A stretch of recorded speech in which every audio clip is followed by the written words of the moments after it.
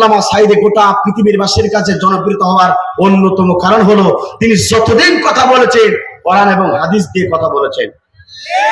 আজকে সেই ময়দান টিকটক বক্তা টিকটকার এই বক্তারা আজকে নষ্ট করছে, যৌন সুশ্রীমূলক কথা বলে আজকে এই ময়দান যারাই নষ্ট করছে, দুনিয়ার আদালতে যদি জবাব দিতে না হয়, আল্লাহর আদালতে একদিন জবাব দিতে করতেই হবে। কথা বলুন ঠিক না বেঠিক?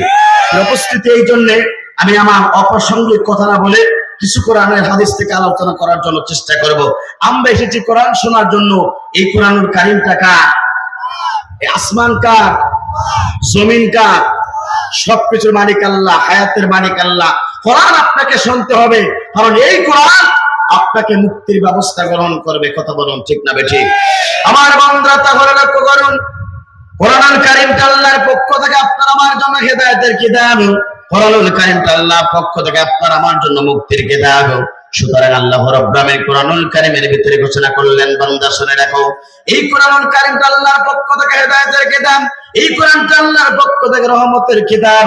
আমার বান্দারা তাহলে আপনি লক্ষ্য করুন, এই কোরআন থেকে যদি আপনি হেদায়েতের কিতাব থেকে যদি জীবনটা পরিবর্তন করতে চান, তাহলে আপনাকে আমাকে ফিরে যেতে হবে এই কোরআনের কাছে। কথা বলুন ঠিক না বেঠিক?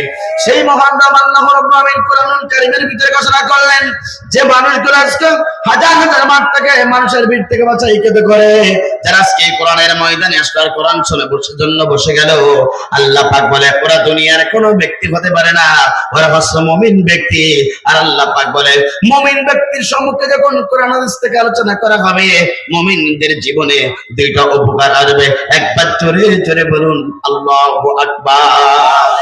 এটা আমার কথা নয়, কোরআনুল কারীমের কথা। আল্লাহ রাব্বুল আলামিন সুন্দরভাবে ঘোষণা করলেন, ইন্নামাল মুমিনুনা আল্লাযীনা ইযা যুকিরাল্লাহু ওয়াজিলাত কুলুবুহুম ওয়া ইযা তুলিয়াত আলাইহিম আয়াতুহু যাদাতুহুম ঈমানাও ওয়া আলা রাব্বিহিম ইয়াতাওয়াক্কালুন।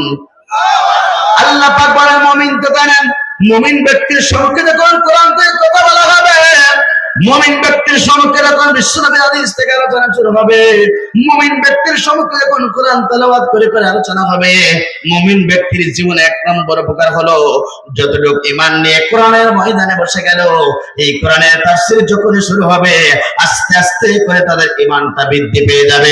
একবার জোরে জোরে বলুন আল্লাহু আকবার। কোরআনের ময়দানে বসলে, কোরআন তেলাওয়াত শুনলে, কোরআনের তাফসীর শুনলে মুমিন ব্যক্তির জীবনের এক নম্বর উপকার হলো, যতটুকু ঈমান নিয়ে তারা কোরআনের ময়দানে বসে গেল, আস্তে আস্তে করে তাদের ঈমানটা বেড়ে যাবে। আমার